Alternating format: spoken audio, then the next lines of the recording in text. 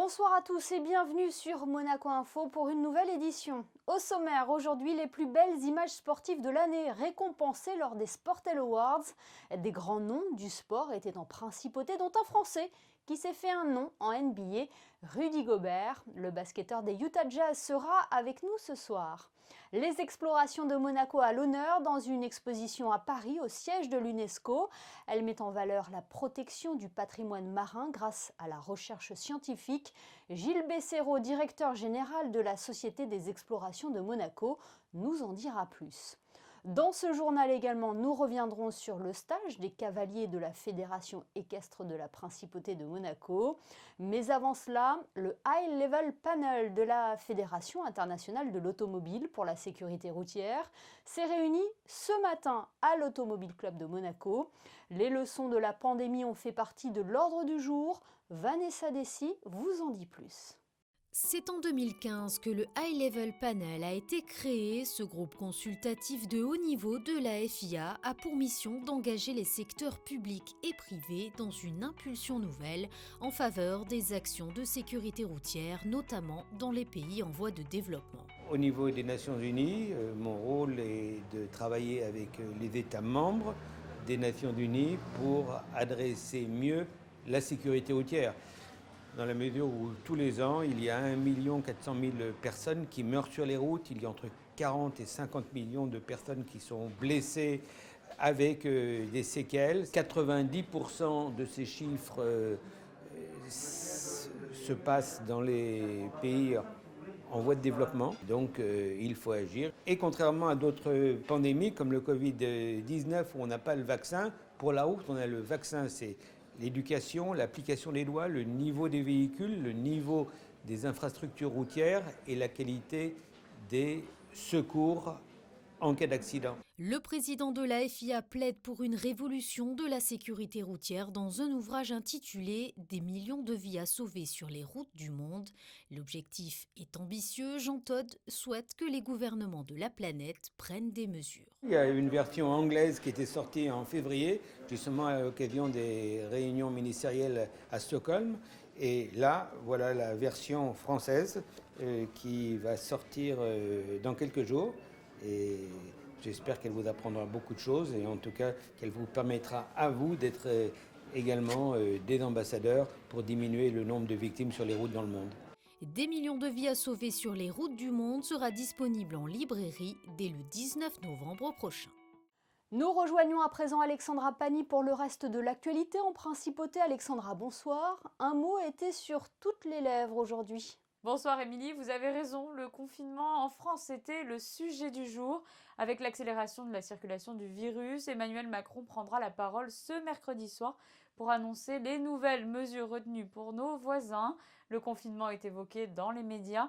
Nous reviendrons bien entendu demain sur l'annonce du président français et son incidence ici en principauté.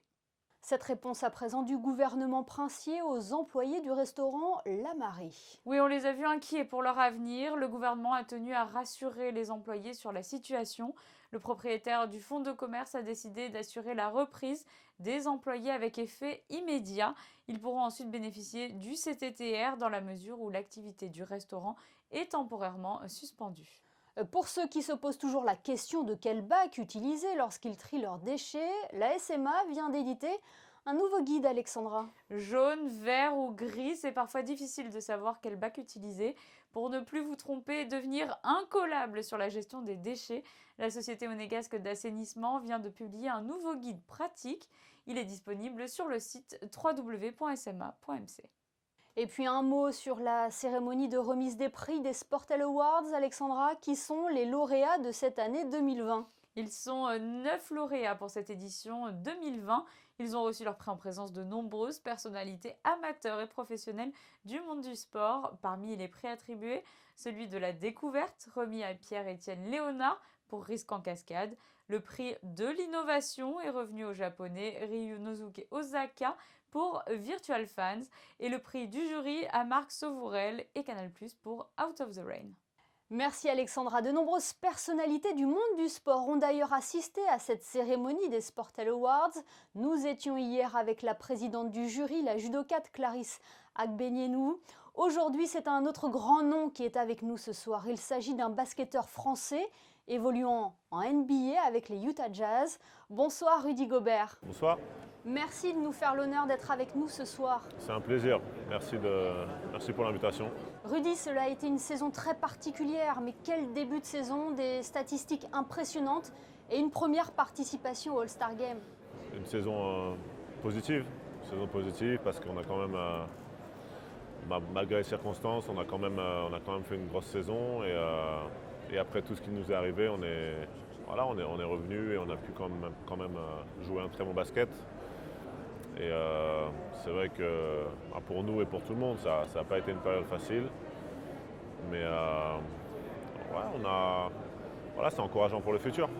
La prochaine saison de NBA ne devrait pas débuter avant début 2021. Que faites-vous en attendant? Vous ne trouvez pas le temps trop long? Le temps trop long, non, pas vraiment. Parce que c'est vrai que je n'étais pas rentré en France depuis 1 an. Donc là, je suis rentré en France, je passe du temps avec la famille, je m'entraîne beaucoup aussi. Et je me prépare pour la saison prochaine. Ça vous permet aussi de tester d'autres sports. Il paraît que vous vous êtes mis au sport de combat.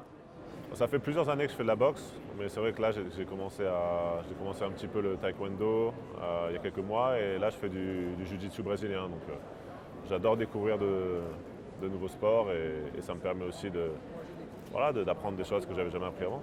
Retour au basket. Est-ce que vous porterez encore le maillot des Utah Jazz la saison prochaine, Rudy? Écoute, c'est le plan. L'objectif, c'est vraiment d'essayer d'aller chercher le titre avec le Jazz. Et ouais, il me reste encore 1 an de contrat quoi qu'il arrive. Donc pour l'instant, je suis à 200% avec le Jazz. Et c'est une équipe importante pour vous. C'est elle qui vous a donné votre chance dans la Grande Ligue. Exactement. Je pense que gagner ce titre avec la franchise, d'où tout est parti et qui a cru en moi dès le début, ce serait incroyable. Après tout ce qu'on a traversé les 7 dernières années, pour moi, ce serait quelque chose qui a énormément de valeur. On parle d'objectifs, un titre. Est-ce que les Jeux Olympiques aussi font partie de vos objectifs? Clairement. C'est un rêve. C'est un rêve d'essayer d'aller chercher la médaille d'or avec mon pays, avec la France pour les JO. Et on s'est qualifié directement l'année dernière grâce à la Coupe du Monde. Et on compte bien y être et essayer d'aller la chercher cette médaille. Vincent Collet a dévoilé sa liste de joueurs pour les matchs de qualification pour l'Euro 2022. Les Français de NBA sont les grands absents, vous n'y figurez pas. Il paraît que c'est en raison du refus de la NBA de vous libérer, c'est exact? Pas vraiment, c'est juste que les camps d'entraînement de la NBA vont démarrer le 1er décembre. Donc ça, c'est juste pas possible. C'est juste pas possible parce qu'on doit tous être de retour aux États-Unis un petit peu avant ça, forcément, pour bien démarrer les camps d'entraînement. Il y a un joueur qui a été sélectionné, un joueur que vous connaissez bien, qui joue à l'AS Monaco Basket. C'est Mathias Le Sort. Quel regard portez-vous sur sa carrière? Mathias, c'est un joueur qui continue de progresser année après année. C'est vrai que l'été dernier, j'ai pu le côtoyer en équipe de France. Et avant ça, je ne l'avais pas vu jouer depuis les espoirs, quand il était à Chalon. Donc j'ai trouvé qu'il avait très bien évolué et je suis impatient de voir comment il va continuer à évoluer. Et vous suivez un peu la Jeep Elite, le parcours de Monaco par exemple? Je suis un peu. Monaco, je ne les ai pas encore vus jouer cette année, mais je suis beaucoup la Jeep Elite et principalement surtout les équipes auxquelles je suis attaché, comme Cholet par exemple. En tout cas, vous êtes le bienvenu à la salle Gaston Médecin si un jour vous avez le temps, bien évidemment, dans votre planning pour suivre un match de la Roca Team. Ce sera un plaisir. Merci beaucoup Rudy Gobert d'avoir été avec nous ce soir. Merci à vous. Et restons dans le domaine du sport, apprendre des plus grands, de ceux qui ont marqué leur discipline par leur performance. C'est le but du stage qui était organisé au club hippique de Grasse par la Fédération équestre de la Principauté de Monaco. Les cavaliers monégasques ont pu profiter des précieux conseils de Philippe Rosier. Une équipe de Monaco Info était présente, regardez. Champion olympique de saut d'obstacles par équipe à Rio en 2016, Philippe Rosier fait partie d'une des plus grandes familles du sport équestre français. Après une carrière riche en titres, le cavalier a décidé de transmettre son savoir à la jeune génération de la Fédération équestre de la Principauté de Monaco. J'essaie de mettre toute mon expérience au service de tous ces jeunes. Voilà. Je fais beaucoup de stages toute l'année. Aujourd'hui, c'est un honneur de le faire pour Monaco. la fédération monégasque a une demande. Il y a un vivier de jeunes, d'après ce qu'on m'a dit, je crois qu'il y a une quarantaine de jeunes recensés entre 10 et 20 ans. Il y a un vivier, il faut essayer de détecter des perles dans ce vivier. Et des talents prometteurs, il y en a. Eline Thomel est par exemple devenue à 12 ans double championne de France d'équitation, mais elle n'est pas la seule. Ce stage est une réelle demande de la part des cavaliers désireux de se perfectionner. C'est une belle opportunité que la fédération elle nous offre de pouvoir faire un stage avec une personne comme Philippe Rosier. C'est un honneur parce que nous on est là-dedans depuis plus ou moins longtemps, mais c'est vrai que d'avoir affaire à un vrai professionnel, c'est toujours un plus pour nous. C'est vraiment un honneur de pouvoir travailler avec un grand cavalier français et ça nous fait, ça nous fait bien progresser, il nous donne des solutions à travailler, ce qui est à travailler, ce qui est bien, ce qui n'est pas bien et c'est super.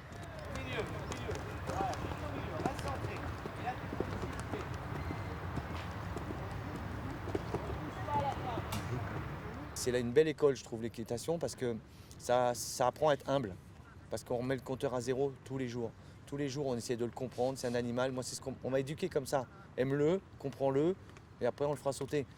Il y en a, ils veulent sauter d'abord, et ça ne marche pas. Donc voilà, donc ça c'est l'école de la patience, c'est une belle école, en tout cas, l'équitation. Une vingtaine de participants a pris part à ce stage qui devrait être reconduit dans les prochains mois. L'objectif, à terme, serait de pouvoir présenter une équipe de Monaco dans les concours internationaux au plus haut niveau. Passons à toute autre chose à présent. Les explorations de Monaco sont à l'honneur dans une exposition à Paris, une exposition photographique devant le siège de l'UNESCO. Pour en parler, nous sommes avec le directeur général de la Société des explorations de Monaco. Bonsoir Gilles Besséraud. Bonsoir à vous. C'est une exposition exceptionnelle qui permet de mettre en valeur les études des explorations de Monaco. C'est une exposition exceptionnelle. Les circonstances sont aussi malheureusement un peu exceptionnelles, qui met en valeur deux choses. La notion de patrimoine mondial et plus spécialement du patrimoine mondial marin.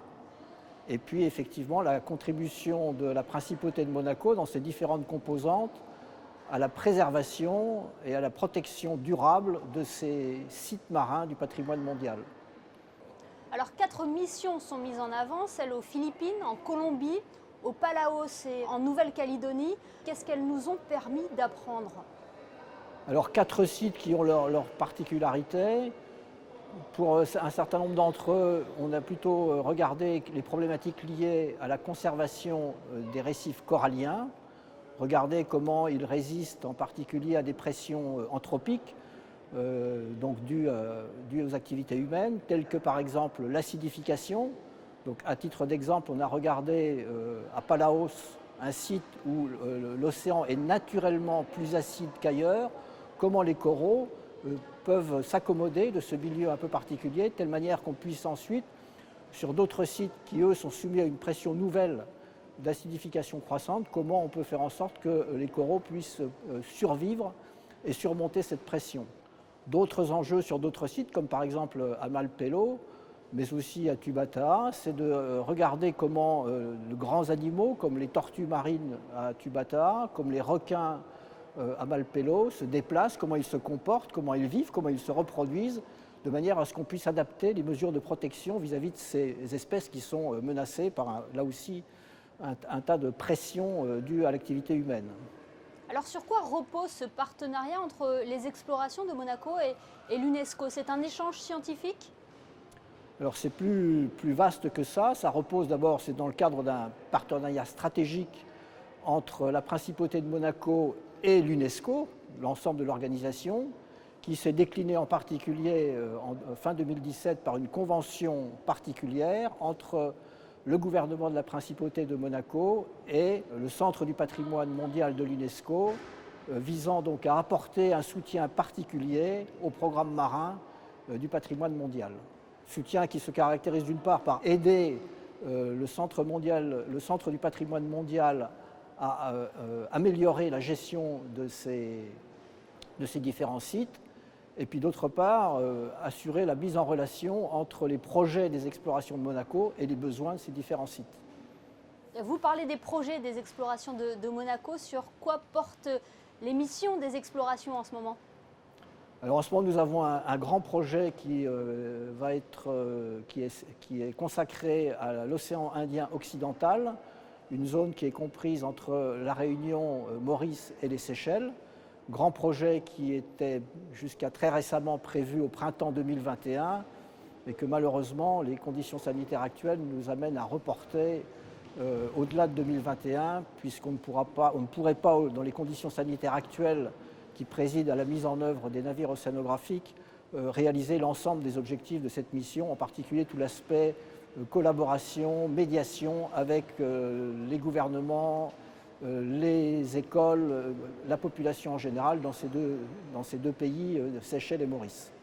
Merci beaucoup Gilles Besséraud d'avoir été avec nous pour faire le point sur cette exposition et nous présenter les prochaines missions des explorations qui malheureusement sont impactées également par la crise sanitaire. Merci à vous.